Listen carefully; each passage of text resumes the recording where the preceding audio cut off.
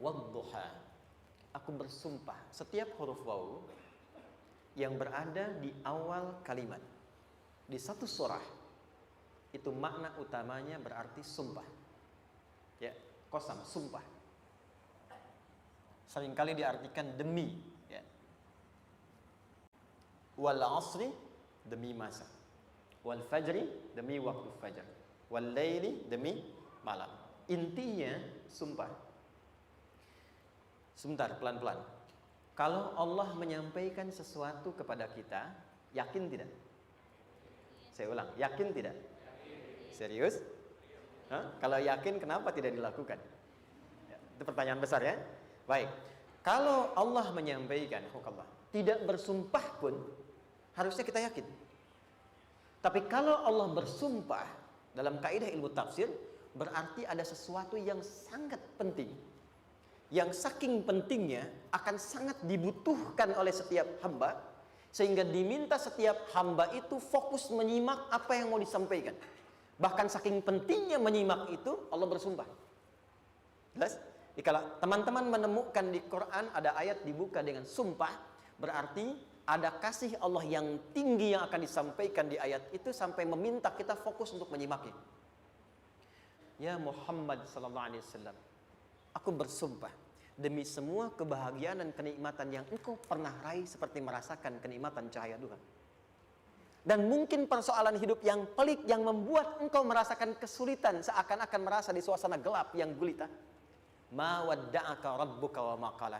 Tanamkan dalam jiwamu yang paling dalam, aku tidak akan pernah meninggalkanmu. Walal akhiratu khairul laka minal. Perhatikan, hei, seberat-berat bebanmu saat ini, ingat, satu saat akan tuntas. Dan ini pun ujian. Kalau sudah meninggal, gak ada ujian lagi. Dan nanti kehidupan yang sekarang, apapun yang engkau pertentangkan, perdebatkan, perselisihan, itu semua akan ditinggalkan. Maka Allah hibur kita dengan mengatakan, kamu tenangkan diri dulu. Semua yang kamu pikirkan sampai membuat kamu berat begini, pada akhirnya kamu tinggalkan. Dan yang abadi itu akhirat. Walal akhiratu khairul laka minal. Wala saufa yu'tika rabbuka. Pelan-pelan, orang yang punya sikap seperti ini itu cenderung lebih dekat mendapatkan ridha Allah dibandingkan dengan orang-orang yang larut dalam kesulitan. Orang yang move on dengan setiap persoalan dalam kehidupan, cepat berpikir secara proporsional, tidak menggantungkan hidupnya pada persoalan tertentu sehingga membuat dia menjadi beban, itu lebih mendekatkan dirinya kepada ridha Allah dibandingkan dengan orang yang meratapi persoalan hidupnya. Tapi poin besarnya, janji Allah mengatakan, kalau Anda bisa move on, proporsional, maka yang dijanjikan oleh Allah, di situ Allah percepat datangnya ridha Allah subhanahu wa ta'ala. Kalau ridha Allah sudah datang, maka akan dua yang diberikan. Pertama kali, ketenangan di dalam jiwa, dan yang kedua, kemampuan untuk berikhtiar lebih baik mencapai apa yang diinginkan.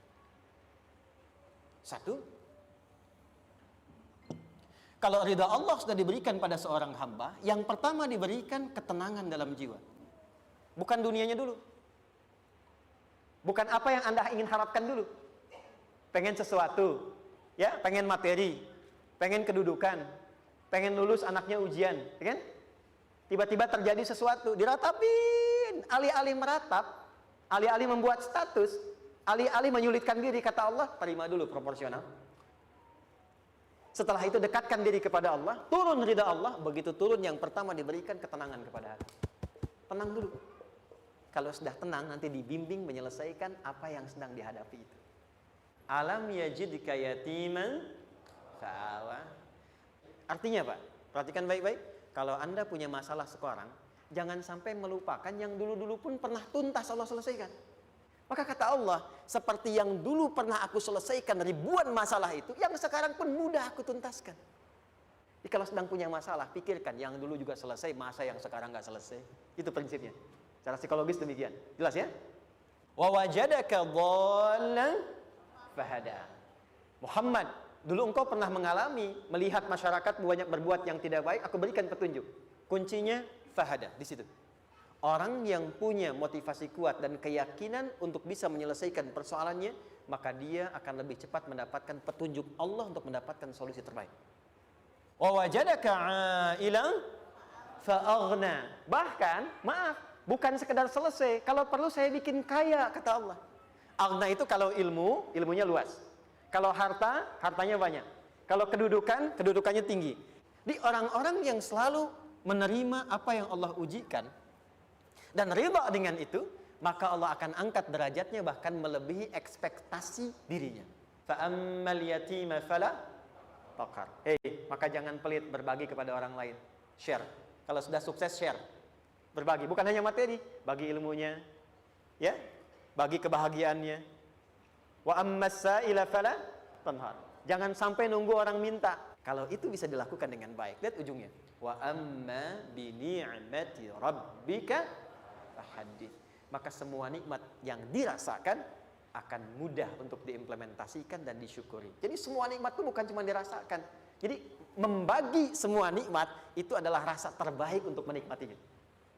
Maaf ya, Anda kalau punya makanan, dimakan sendiri. Dengan dibagi sama-sama, kira-kira rasa nyamannya yang pertama atau yang kedua? Kedua. Makan sendiri, enaknya sendiri kan? Tapi ketika ada teman berbagi dan tahu, oh enak ya, nyaman ya, ada kebahagiaan, ada ngobrol, ada tertawa, ada kebersamaan, itulah inti nikmat yang sesungguhnya. Wa amma bi ni'mati rabbika. Ternyata masalah yang diberikan bukan ingin memberikan beban, tapi ujungnya, endingnya supaya Anda bisa mendapatkan nikmat berkualitas yang bisa dibagi. Lihat surat Ad-Duha itu jangan cuma lihat awalnya, lihat ujungnya. Ternyata ketika seseorang mendapat masalah, seberat apapun, itu bukan ingin membebani, tapi ingin meningkatkan kualitas hidupnya supaya mendapatkan nikmat yang lebih besar dan merasakan nikmatnya itu dengan berbagi. Itu poin. Jadi kalau sampai sini kita paham, dan kita beri nama misalnya dengan fikih ujian, jadi kalau desain ujian ini, sistematikanya kita pahami, maka tidak ada alasan untuk mengeluhkan persoalan. Jadi melihat masalah itu bukan sebagai beban, pada akhirnya melihatnya sebagai tangga untuk mencapai kebahagiaan. Jelas sampai sini? Baik, kalau sudah seperti ini, ingin punya masalah atau tidak ingin punya masalah? Tidak. Ingat ya, jadi kalau anak pulang bawa masalah, dilihatnya jangan beban. Oh, Allah ingin menaikkan kualitas pada anak saya, yang dengan itu menjadikan ia mendapatkan nikmat yang belum pernah didapati. Kalau rumah tangga sedang ada masalah, jangan banyak diperseterukan, tapi direnungkan sejenak. Oh, Allah ingin meningkatkan kualitas rumah tangga ini sehingga kita bisa mendapatkan nikmat yang tidak pernah didapati sebelumnya. Makanya nikmat berumah tangga itu yang terbesar selalu bertambah ketika menyelesaikan masalah. Silahkan cek. Kalau sedang ada masalah berseteru kan, tapi setelah selesai kan jadi lebih nikmat ya. Ya? Lebih senang lagi, lebih cair lagi, lebih bahagia lagi, lebih mendukung lagi. Ternyata ada nilai-nilai kebaikan yang tersimpan yang belum disadari sepenuhnya. Pertanyaannya, kadang-kadang mudah diucapkan, tapi tidak mudah mempraktekkan. Bagaimana itu semua bisa ditempuh dengan baik, sehingga ketika mengalaminya, kita bisa tenang menghadapinya. Maka turunlah surah Al-Insyirah.